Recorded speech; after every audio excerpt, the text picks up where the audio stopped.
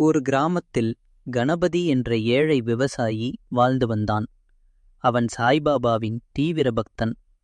எவ்வளவு கஷ்டம் வந்தாலும் அவன் சாய்பாபாவின் நாமத்தை ஒருபோதும் மறக்க மாட்டான். ஒரு வருடம் அந்த கிராமத்தில் கடும் பஞ்சம் ஏற்பட்டது.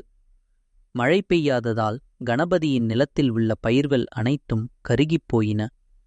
தன் குடும்பத்தையும் உற்றார் உறவினர்களையும் எப்படி காப்பாற்றுவது என்று தெரியாமல் கணபதி மனமுடைந்து போனான். கணபதி மனம் உருகி சாய்பாபா சிலையின் முன் அமர்ந்து கண்ணீருடன் பிரார்த்தனை செய்தான். சாயப்பா, இந்த வாழ்க்கையே உன் கையில்தான் இருக்கிறது. என் நம்பிக்கையை காப்பாற்று. நீயே எனக்கு வழிகாட்ட வேண்டும் என்று வேண்டினான். அந்த இரவில் கணபதியின் கனவில் சாய்பாபா தோன்றினார். பாபா புன்னகையுடன், கணபதி, நீ கலங்காதே. உன் நம்பிக்கையை நான் அறிவேன். நாளைய தினம் உன் வயலுக்குச் சென்று பார். அங்கு உனக்கொரு அற்புதம் காத்திருக்கிறது என்று கூறிவிட்டு மறைந்தார்.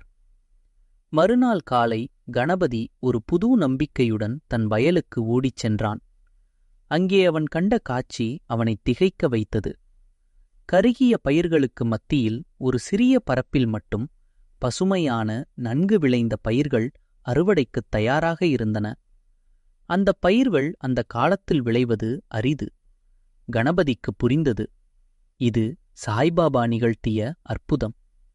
தன்னுடைய பக்தனின் நம்பிக்கையை காக்க பாபா தாமே அருள் புரிந்திருக்கிறார் என்பதை உணர்ந்தான். கணபதி பாபாவை அன்புடன் வணங்கி அந்த விளைச்சலைக் கொண்டு தன் குடும்பத்தின் பட்டினியை போக்கினான். மேலும் அந்த கிராமத்தில் இருந்த மற்ற ஏழைகளுக்கும் உதவினான். நீதி: உண்மையான நம்பிக்கையுடன் இருப்பவர்களின் கஷ்டங்களை சாய்பாபா ஒருபோதும் பார்ப்பதில்லை. அவர் என்றென்றும் அவர்களுக்கு துணையாக இருப்பார்.